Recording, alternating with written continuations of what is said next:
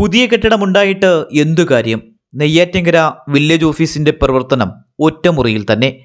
വർഷങ്ങൾക്ക് മുമ്പ് നിർമ്മാണം ആരംഭിച്ച നെയ്യാറ്റിൻകര വില്ലേജ് ഓഫീസിന്റെ പുതിയ കെട്ടിടത്തിന്റെ ഉദ്ഘാടനം അനന്തമായി നീളുകയാണ്. പഴയ വില്ലേജ് ഓഫീസ് കെട്ടിടം പൊളിച്ചതോടെ താലൂക്ക് ഓഫീസിലെ ഇടുങ്ങിയ മുറിയിലാണ് നിലവിൽ പ്രവർത്തിക്കുന്നത്. 2 മാസങ്ങൾക്ക് മുമ്പ് പുതിയ വില്ലേജ് ഓഫീസ് കെട്ടിടം പണി പൂർത്തിയാക്കി പെയിന്റിങ്ങും കഴിഞ്ഞിട്ടുണ്ട്. എന്നാൽ ഇനിയും പുതിയ കെട്ടിടം തുറന്നു നൽകാത്തത് കാരണം ജീവനെ ഭയന്നാണ് ജീവനക്കാർ ഓരോ ദിവസവും ജോലി നോക്കുന്നതും. ഓടുകൾ പൊട്ടി കഴുക്കോൽ ഒടിഞ്ഞ് നാശത്തിന്റെ വക്കീലായിരുന്ന പഴയ കെട്ടിടം മഴ പെയ്താൽ ഫയലുകളും ഫർണിച്ചറുകളും പൂർണ്ണമായി നനയും. ജീവനക്കാർ കുടയും പിടിച്ചാണ് ഓഫീസിനുള്ളിൽ ഇരിക്കുന്നത്. ഇടയ്ക്കിടെ ഓടുകൾ താഴെ വീഴുകയും പതിവായിരുന്നു. മഴക്കാലമായാൽ ഇഴജന്തുക്കളുടെ താവളമായി മാറുന്നു. ഇപ്പോൾ 7 ജീവനക്കാർ ഈ ഓഫീസിൽ ജോലി നോക്കുന്നുമുണ്ട്.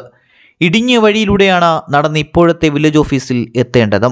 ഈ ഓഫീസിൽ പൊതുജനങ്ങൾ എത്തിച്ചേരുന്നതിന് വളരെയേറെ ബുദ്ധിമുട്ട് നേരിടുകയാണ്.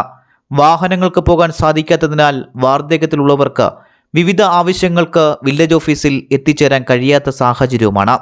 എന്നാൽ സൗകര്യങ്ങളോടുകൂടിയ പുതിയ വില്ലേജ് ഓഫീസ് എത്രയും വേഗം തുറന്ന് പ്രവർത്തനം ആരംഭിക്കണമെന്നും ഇല്ലാത്ത പക്ഷം ശക്തമായ പ്രതിഷേധ പരിപാടികൾ നടത്തുമെന്നും നെയ്യാറ്റിൻകര നഗരസഭ BJP parliamentary party leader Shivaraj Krishna അഭിപ്രായപ്പെട്ടു. നെയ്യാറ്റിൻകര നഗരസഭയിലെ 22 വാർഡുകളടക്കം ഈ നെയ്യാറ്റിൻകരയിലെ നിരവധി ജനങ്ങൾ ആശ്രയിക്കുന്ന ഒരു വില്ലേജ് ഓഫീസാണ് നെയ്യാറ്റിൻകര വില്ലേജ് ഓഫീസ്. ഈ വില്ലേജ് ഓഫീസ് പണി പൂർത്തിയാക്കിയിട്ടും നാളിതുവരെ ഒരു മന്ത്രിയുടെ ഉദ്ഘാടന സമയം കാത്തുകൊണ്ട് തുറക്കാതിരിക്കുകയാണ്.